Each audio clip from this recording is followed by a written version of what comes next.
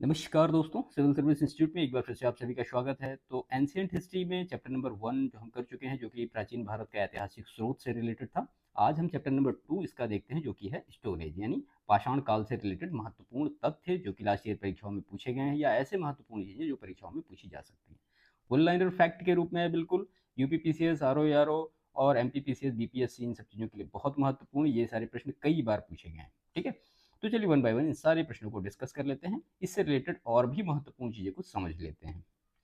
तो चलिए, तो इसमें सबसे पहले तो हम ये देखते हैं कि स्टोन एज है, सॉरी, उसका डिवीजन 3 टाइप में हुआ है, यानी 3 पार्ट में हुआ है। तो सबसे पहला जो है वो कहते हैं उसको पैलियोलिथिक एज, दूसरा है मेसोलिथिक एज और तीसरा है नीसोलिथिक एज।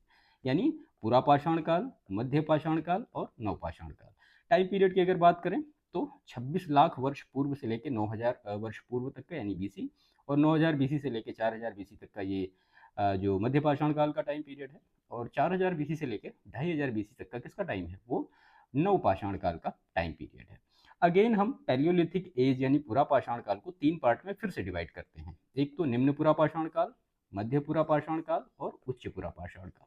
ठीक है, तो ये पूरा पाषाण काल का 3 डिवीजन है। जैसे कि यहाँ पे 26 लाख से लेके 9000 बीसी तक का है, तो 26 लाख से 50,000 बीसी तक का निम्न पुरा पाषाण काल, और 50,000 बीसी से लेकर 40,000 बीसी तक का मध्य पुरा पाषाण काल, और 40,000 बीसी से लेकर 9000 बीसी तक का उच्च पुरा पाषाण काल में इसको डिवाइड किया गया है, पैलियोलिथिक एज को। ठीक है, देखिए पुरा पाषाण काल की बात करें तो मानव इतिहास का अगर प्रारंभिक काल कौन सा था, ये प्रश्न आता है, तो आप उसको कहेंगे पैलियोलिथिक एज यानी पुरा पाषाण काल। ठीक है, और नवपाषाण काल शब्द का सबसे पहले प्रयोग किसने किया था, तो वो किया था जॉन लुबाक ने 1865 में।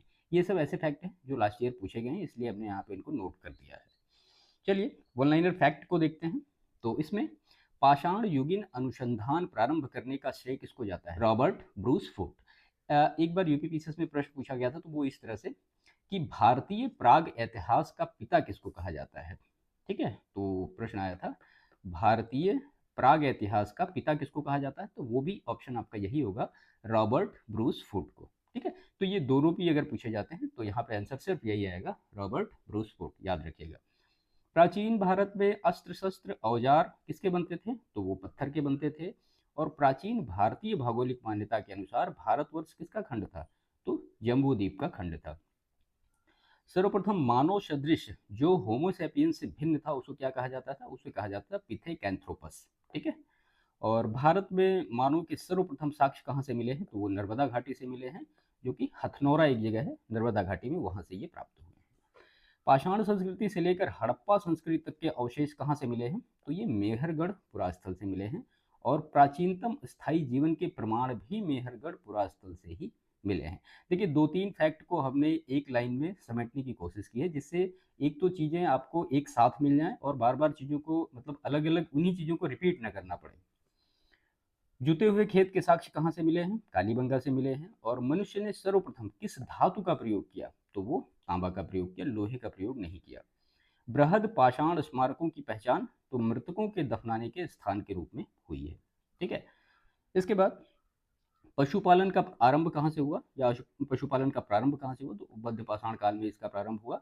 और जो मतलब और जो स्थल है आदमगढ़ से ये हमें मिला है। माइक्रोलिथिक औजार मध्य पाषाण काल की प्रमुख विशेषता है। खाद्यान्नों की कृषि की अगर बात करेंगे तो वो नवपाषाण काल में शुरू हुई, और कुंभकारी के भी प्रमाण आपको नवपाषाण काल में ही मिलेंगे। अग्नि का उपयोग भी नवपाषाण काल में ही मिलेगा। ठीक है, और प्रयोग में लाया जाने वाला प्रथम अनाज कौन था नवपाषाण काल में, वो था जौ, गेहूं नहीं था। भारतीय पुरातत्व सर्वेक्षण किसके अंडर में आता है, तो संस्कृति मंत्रालय के अंडर में आता है। और प्रथम महानिदेशक इसके कौन थे, तो वो जॉन मार्शल।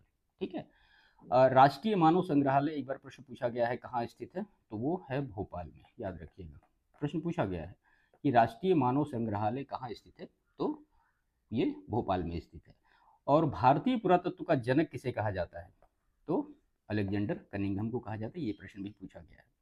किस आरंभिक पुरापाषाण युग के शिलाश्रय से सर्वाधिक चित्र प्राप्त हुए हैं, ठीक है, तो वो भीमबेटका, जो कि मध्य प्रदेश में है। बहुत बार इससे प्रश्न पूछा गया है कि इस तरह से भीमबेटका प्रसिद्ध है किसके लिए, तो गुफाओं के शैल चित्र के लिए। भारत में सर्वाधिक शैल चित्र कहाँ से प्राप्त हुए, तो भीमबेटका, मध्य प्रदेश। भीमबेटका की गुफाएं हैं कहाँ पे, तो आप ये भी नोट कर लीजिए यहाँ पे, तो किस जिले में है ये भी पूछा गया है। तो वो जिला है अब्दुल्ला रायसेन, अब्दुल्ला रायसेन जिले जो कि मध्य प्रदेश पे है। ठीक है, ये भी एक बार पूछा गया है। इसके बाद निम्न पुरापाषाण काल जो फेमस था वो पेबल उपकरण के लिए, और बेलन घाटी से जो औजार मिले हैं वो भी निम्न पुरापाषाण काल से ही मिले हैं। मध्य पुरापाषाण की अगर बात करेंगे तो फिर क्वार्टजाइट पत्थरों के स्थान पर किस किस चीज़ों का यूज होने लगा था, तो जैस्पर है, चर्ट है, इन सारे पत्थरों का उपयोग मध्य पुरापाषाण काल में शुरू हो गया था। ताम्बवती के नाम से आहार संस्कृति प्रसिद्ध है। ठीक है, और पुरापाषाण काल के बारे में तो मानव की आखेटक और खाद्य संग्राहक की अवस्था थी। ठीक है, दो सर्वाधिक प्राचीन ज्ञात मध्य पाषाणकालीन स्थल कौन कौन से हैं, तो पहला तो है महदहा जो कि उत्तर प्रदेश में है, और दूसरा है सराह नाहर राय। ठीक है, और सराह नाहर राय से मिले हैं हड्डी निर्मित उपकरण। जीवाश्म का एकमात्र प्रमाण कहाँ से मिला है, तो शिवालिक पहाड़ियों से मिला है। कृषि के प्राचीनतम साक्ष्य, बहुत इंपॉर्टेंट डेटा और बहुत ही कंफ्यूजिंग डेटा, सारी चीजें आज यहाँ पे क्लियर कर लीजिएगा। 3 प्लेस हैं, एक तो है लहुरा देव, दूसरा है मेहरगढ़ और तीसरा है कोल्डेहुआ। तो लहुरा देव जो है संत कबीर नगर में है, 9000 बीसी में चावल यहाँ से प्राप्त हुआ है। ठीक है, ये प्रश्न यूपीपीसीएस में पूछा गया है। मेहरगढ़ है बलूचिस्तान में, 7000 से लेकर 5000 बीसी तक का यहाँ से जौ, गेहूं और कपास के साक्ष्य प्राप्त हुए हैं। कोल्डिहुआ प्रयागराज में है, 6500 बीसी, और यहाँ से चावल के साक्ष्य प्राप्त हुए हैं। तो अगर आपसे प्रश्न पूछा जाता है कि कृषि के प्राचीनतम साक्ष्य कहाँ से प्राप्त हुए हैं, तो अगर ऑप्शन में है लहुरा देव, अगर ऑप्शन में लहुरा देव नहीं है देन मेहरगढ़, अगर ये भी नहीं है कोल्डिहुआ है तो फिर कोल्डिहुआ। ठीक है, चीजें आपको क्लियर हो गई होंगी। तो अगर वैसे पूछ रहा है कोई तो कृषि के प्राचीनतम साक्ष्य कहाँ से मिले, तो वो लहुरा देव से मिले, चावल के साक्ष्य मिले। ठीक है, कहीं कहीं इसको मेहरगढ़ लिखा रहता है। ठीक है, तो मेरे हिसाब से खैर यहाँ पे लहुरा देव ही सही होगा। अगर ऑप्शन में लहुरा देव नहीं है देन आप मेहरगढ़ लगाइए तो ठीक है। ताम्रपाषाण कालीन संस्कृति में महाराष्ट्र के लोग मृतकों को घर के फर्श के नीचे उत्तर से दक्षिण दिशा में दफनाते थे, ये प्रश्न पूछा गया है। ताम्रपाषाण कालीन प्रमुख स्थल कौन कौन से हैं, तो कहाँ पे हैं उनके बारे में महत्वपूर्ण चीजें देख लेते हैं एक सिंपल फैक्ट के रूप में। इनाम गांव महाराष्ट्र में है, यहाँ से क्या क्या मिला है, तो कच्ची मिट्टी के मकान मिले हैं। गोलाकार गड्ढों वाला मकान यहाँ से मिला है। दायमाबाद जो कि महाराष्ट्र में है, सबसे बड़ा ताम्रपाषाणिक स्थल है, ये प्रश्न पूछा गया है। यहाँ से कलश समाधान, कलश को घरों के नीचे रखने के प्रमाण ये दायमाबाद से प्राप्त हुए हैं। नौदा टोली मध्य प्रदेश में है, एसडी सांकलिया ने इसका उत्खनन कराया, यहाँ से चित्रित काले मृतभांड प्राप्त हुए हैं। ये प्रश्न पूछा गया है एसडी सांकलिया के बारे में। ठीक है, कि नौदा टोली का उत्खनन किसने कराया, सीधा सीधा प्रश्न ही आया था। और ये भी पूछा गया कि नौदा टोली अवस्थित कहाँ पे है, तो वो मध्य प्रदेश में है। नेवासा ये महाराष्ट्र में है।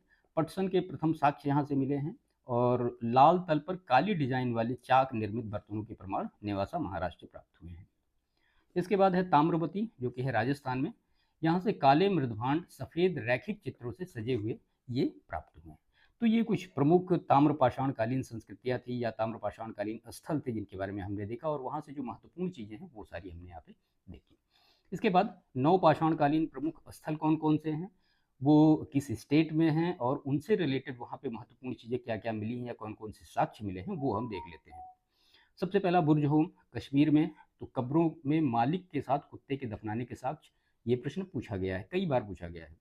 गुफकराल कहाँ पे है, तो ये भी कश्मीर में है, यहाँ से कृषि व पशुपालन के साक्ष्य मिले हैं, हड्डी निर्मित औजार के प्रमाण मिले हैं, धूसर मृदभांड के प्रमाण मिले हैं, सिलबट्टा मिला है, हड्डी से निर्मित सुई के प्रमाण मिले हैं। ये सारा कहाँ से मिला है, गुफकराल कश्मीर से मिला है। मेहरगढ़ जो कि पाकिस्तान में है, तो यहाँ से गेहूं की 3 और जौ की 2 किस्मों की खेती के प्रमाण मिले हैं। कच्ची ईंटों के आयताकार मकान मिले हैं, और प्राचीनतम स्थायी जीवन के साक्ष्य सर्वप्रथम कहाँ से मिले, तो वो मेहरगढ़ से ही मिले हैं। ठीक है, इसके बाद महदहा जो कि उत्तर प्रदेश में है, यहाँ से गोलाकार झोपड़ियों के प्रमाण मिले हैं, धान के अलावा जौ की खेती के प्रमाण मिले हैं, और पशु बाड़ा के प्रमाण महदहा उत्तर प्रदेश से मिले हैं। कोल्डिहुआ उत्तर प्रदेश में है, यहाँ से धान की खेती के प्रमाण मिले हैं जो कि विश्व में प्राचीनतम, हमने आपको पहले ही बताया भी। संगनकल्लू कहाँ पे है, ये कर्नाटक में है, यहाँ से राग के टीले मिले हैं जो कि बेल्लारी जिले से हैं। पिकलीहल कहाँ पे है, कर्नाटक में है, यहाँ से राग के ढेर मिले हैं, और निवास स्थल के प्रमाण यहाँ से मिले हैं जो कि कर्नाटक में है। चौपानी मांडो उत्तर प्रदेश में है, यहाँ से मधुमक्खी के छत्ते जैसी झोपड़ियों के प्रमाण मिले हैं, ज्यामितीय आकार के सूक्ष्म पाषाण के प्रमाण मिले हैं, और हस्त निर्मित मृदभांड के प्रमाण चौपांडी मांडो जो कि उत्तर प्रदेश से यहाँ से मिले हैं। उसके बाद है सारू-तारू, ये है असम में, तो यहाँ से आदिम कुल्हाड़ियों के प्रमाण मिले हैं। चित्तित जो मृदभांड है उनके प्रमाण मिले हैं। चिरांद जो कि बिहार में है, हड्डी निर्मित उपकरण जो कि अधिकतर जो है वो हिरण के सींग से निर्मित है, ये प्रश्न भी पूछा गया है। ठीक है, तो वो चिरांद बिहार से मिले हैं जो हड्डी निर्मित उपकरण के प्रमाण हैं और जो हिरण के सींगों से निर्मित है। उसके बाद है दाओजली जो कि असम में है, यहाँ से कृषि और पशुपालन के साक्ष्य मिले हैं। ठीक है, तो ये पाषाण काल से रिलेटेड महत्वपूर्ण चीजें थी, लास्ट ईयर के प्रश्न थे और भी जो महत्वपूर्ण चीजें थी वो हमने यहाँ पे सामने आपके डिस्कस करने की पूरी कोशिश की।